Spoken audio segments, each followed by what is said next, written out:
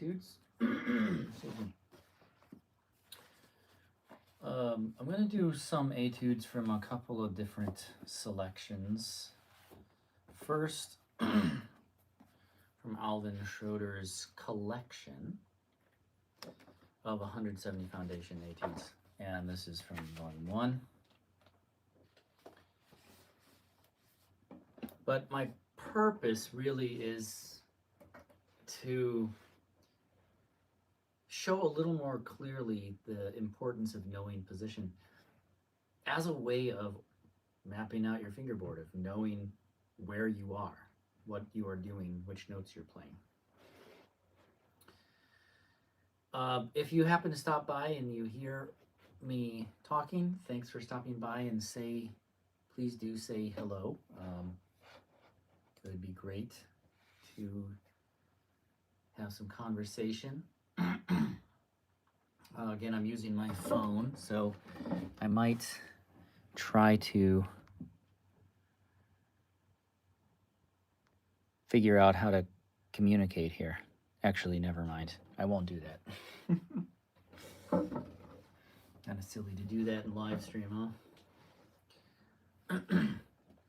All right, here's some etudes by Ferdinand Büchler.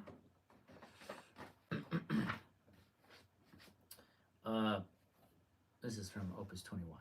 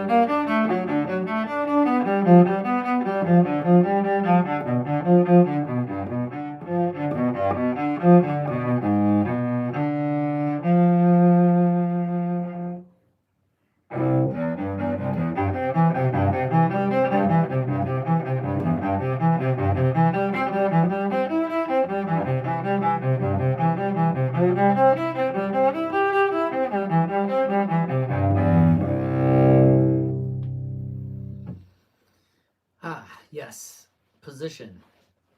There's an awful lot of first position in here, but then there's suddenly these shifts where we need to kind of out of the blue find our notes. Here's the first example of that.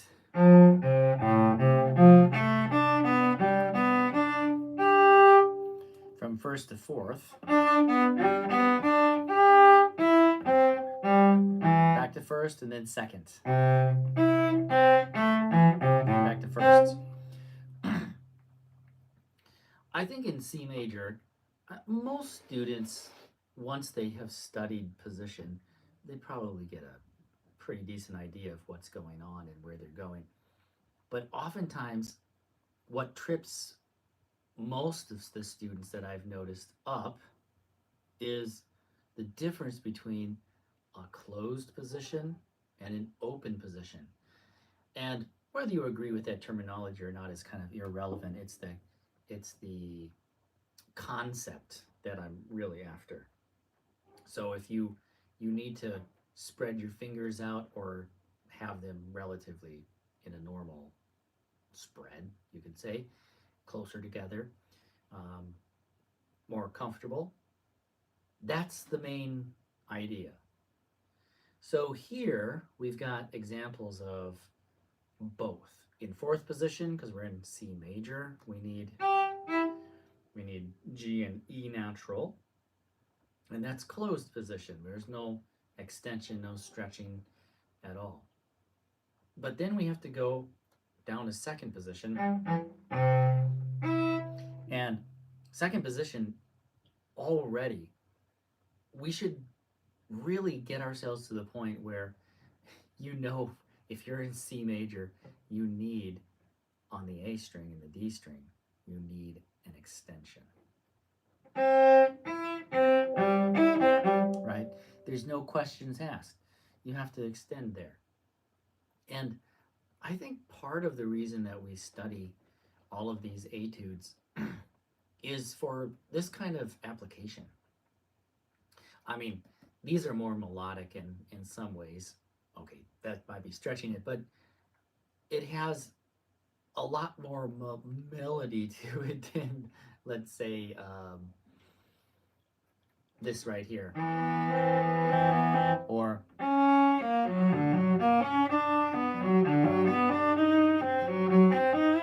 whatever the case may be. That kind of sounds like you're doing vocal warm-ups. Now, I'm going to skip to another etude, but from Popper, that these etudes here bring on a whole new meaning to know your positions. Popper, these are like intermediate level studies or etudes. This is Opus 76. And on my, I guess you could consider these like the preparatory etudes to his Opus 73, High School of Cello Playing. Now, these are not easy by any stretch of the imagination. It really just means that the majority of playing is not super stratospheric. It's not going to be way up in the stratosphere. I'm going to go through and do some excerpts, maybe complete etudes. We'll see. This is etude number 1 by David Popper, Opus 76. And I like how he kind of gently introduces you to these more difficult etudes. Definitely it's a link between his previous set of etudes, which were solidly easier, which I haven't played any of today, and this intermediate level.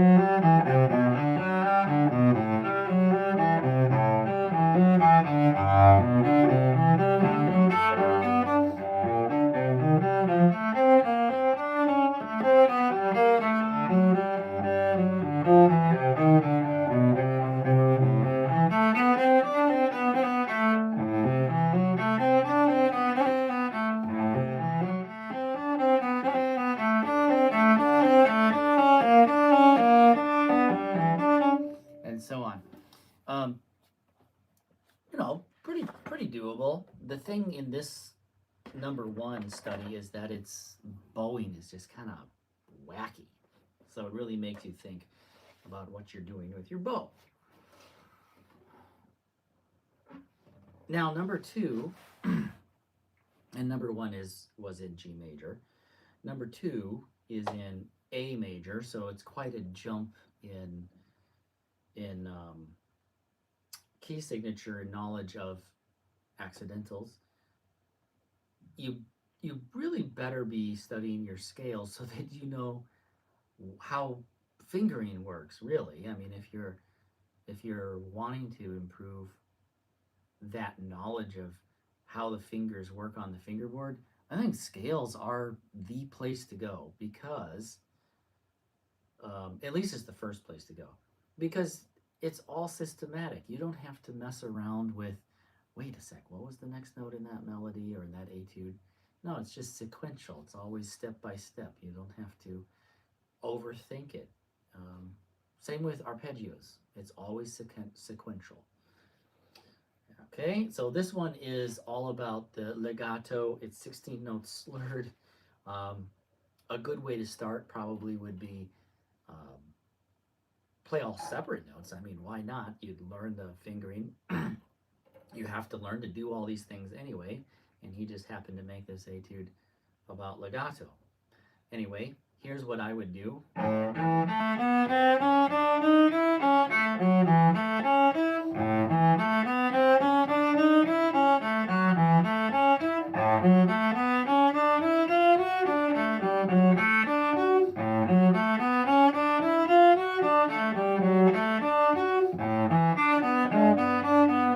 That's a tough one right there.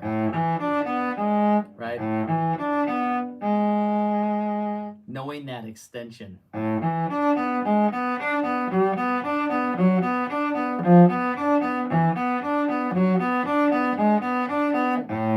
then he kind of starts over. Then, after playing them separate bows, go back and, if you want, you could go just doing 2 notes slurred, then 4, and then 8, and 16. I'm going to jump to 4 notes slurred.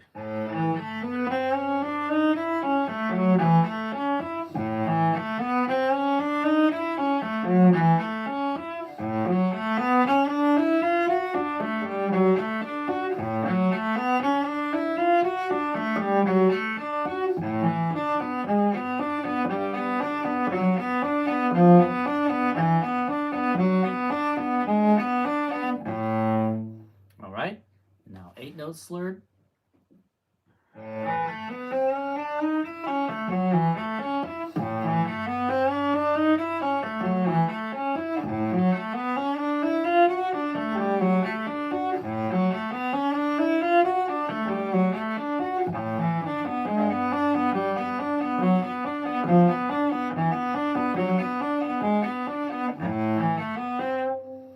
And 16th note slurred.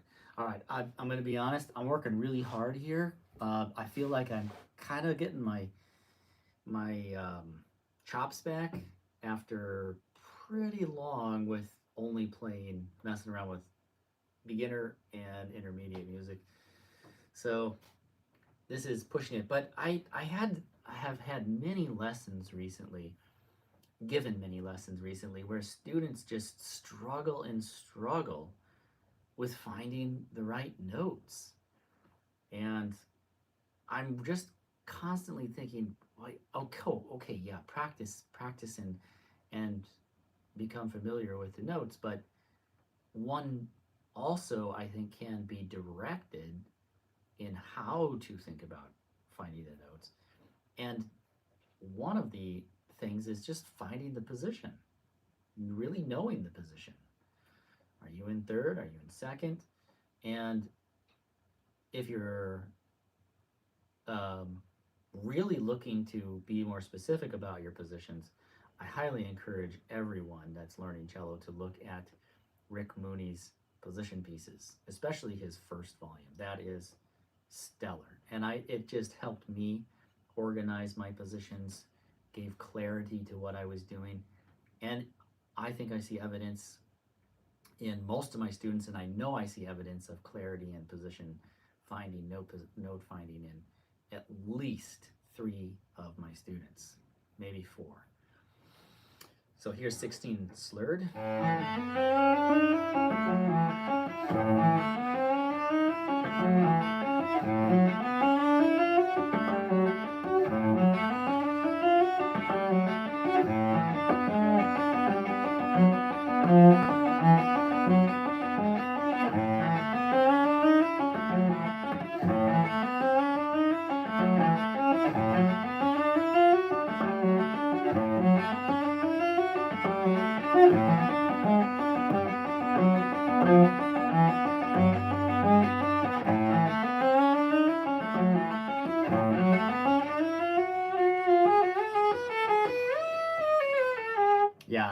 in practice, obviously. But wow, my jaw is actually tired because I was clenching my jaw, trying to make it sound good. Anyway, that's a really exciting spot right there. And that gets us into like middle positions, basically, in this area, which feels really high, to be quite honest. Anything after fourth position really feels high, although it is not a high position by any means. Going back to the beginning, you already see in measure one, first position, second position right here on the sixth note, right there. Back to first, back to second. Now, Rick Mooney calls this upper second position. I don't think it's really unique to him. I don't think. Although I do think that promoting it so clearly must be something of his unique idea. I really don't know that much about it, but it was just stunning to discover position pieces. All right, so all about positions,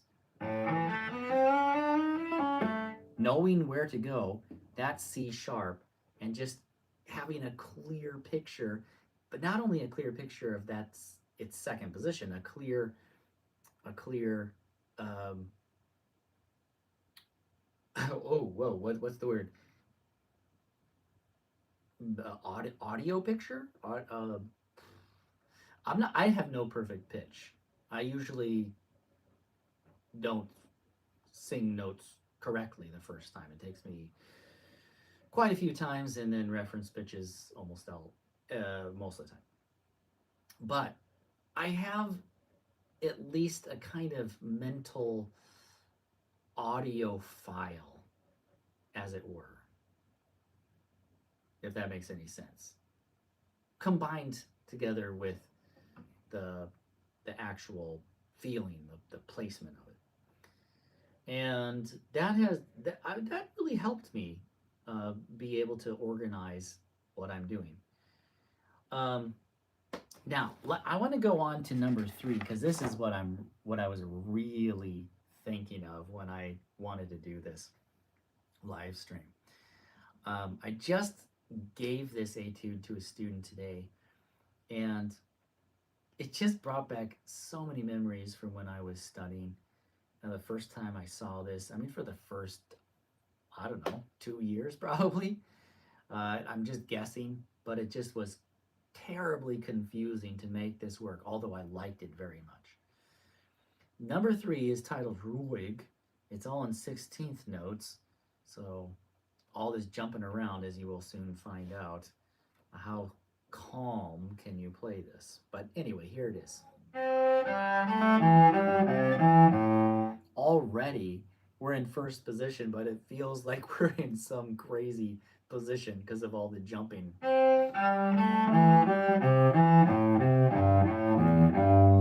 I mean, fourths and fifths make it feel that way. Fourths and fifths are crazy intervals to play on a stringed instrument that's tuned in all fifths. Which means, and translates to, fifths just being barred straight across, like this.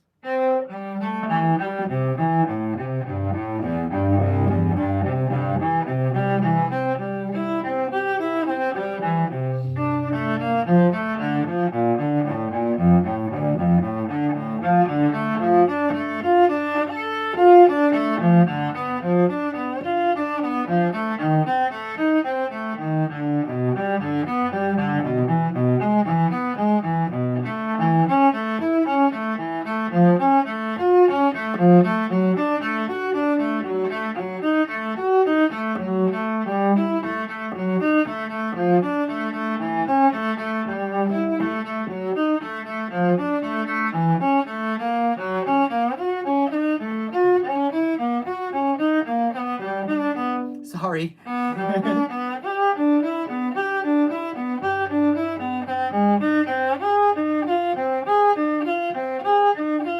It's been like 2 years since I read through this, I think. So I apologize for any mistakes and rough sounds, but I wanted to go over it anyway because it exemplifies the need for knowing your positions like expertly. You have to know your positions to be able to play this. All right. I mean, you already saw and heard how it just almost will destroy you if you are not rooted in the knowledge of your fingerboard. You really have to map it out to make it work. So I guess it could be argued that's why we put tapes, or at least a lot of teachers put tapes on beginners' fingerboards, in particular young students. I'm gonna jump down to that spot where it went dee da ba da be do. It goes in these crazy fourths, broken fourths going up. Practice your broken thirds and broken fourths, students. Yeah, practice those. They are well worth the time spent. Where was that? Here is where it begins. No, it actually begins here in half position. And this is a reminder of what I was going to talk about specifically. So first of all, let's look at this section in isolation.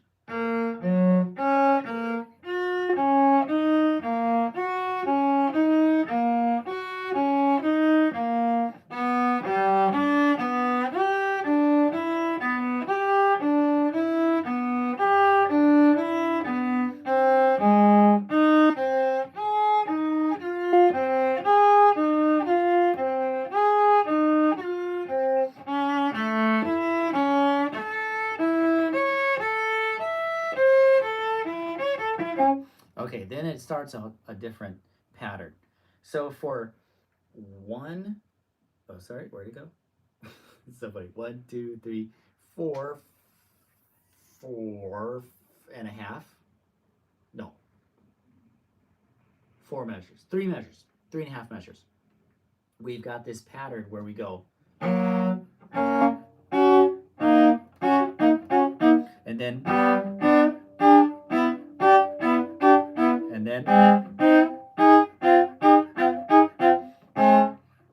kind of, and then it kind of goes off on its next pattern. But here we've got it walking up the fingerboard, always a half step. This sequence, it goes from half position, then to first position, then to lower second, like this. And yes, it does go to upper second, like so. But then it kind of deviates after the next beat. Yeah, I kind of lost my train of thought because I'm really bowled over by this. I haven't practiced it for maybe a couple years, or looked at it. I haven't practiced it for years and years and years and years. Anyway, Opus 76 by Popper.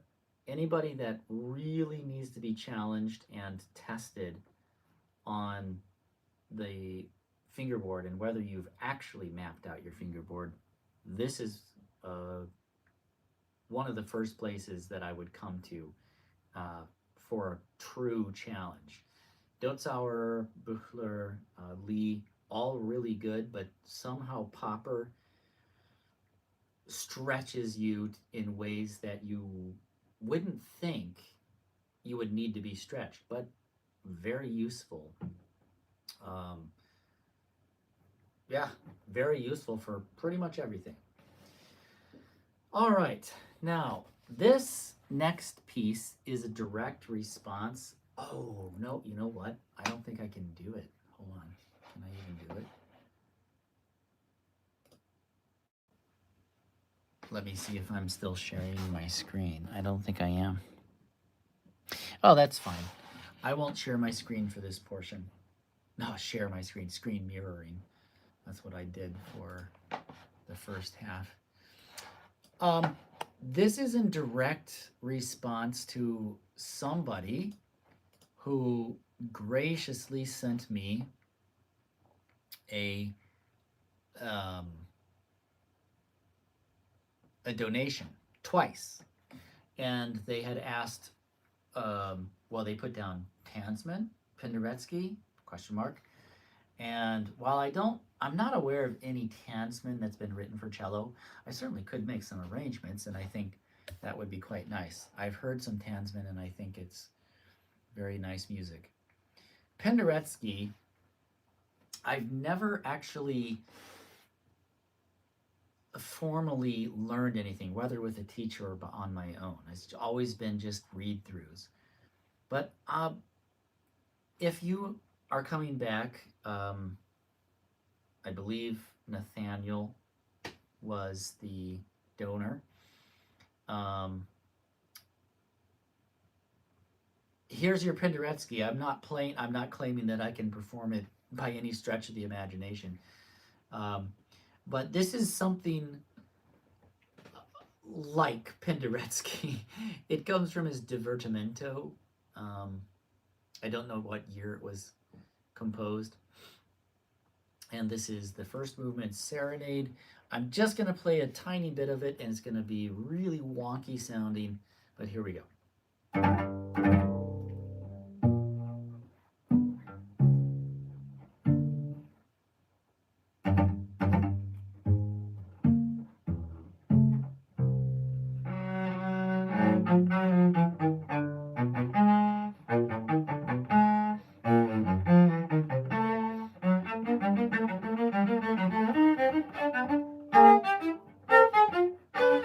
Oh, and now I can't see it because I'm trying to look off my computer screen.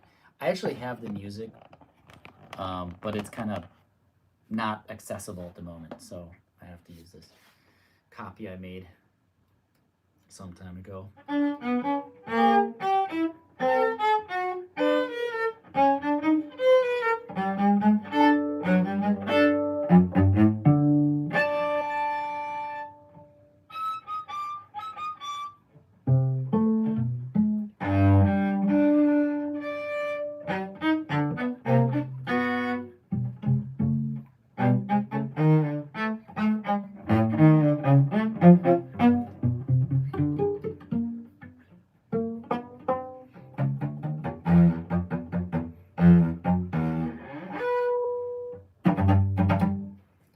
I mean, it's such a mess what I'm making of it right now.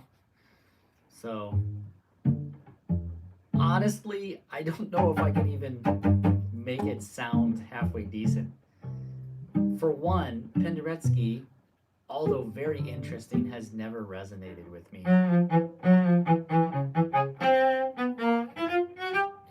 Not like Crumb, not like Hindemith, for example. Penderecki has always been a little crunchier than I've wanted to learn. Although there's some very interesting aspects of his music. Anyway, for what it's worth, there you go. If you really, really, really want to hear some Penderecki in earnest, I will practice it to a certain degree, but definitely not performance degree. It's just, yeah, I'm not, I don't have the chops for it right now.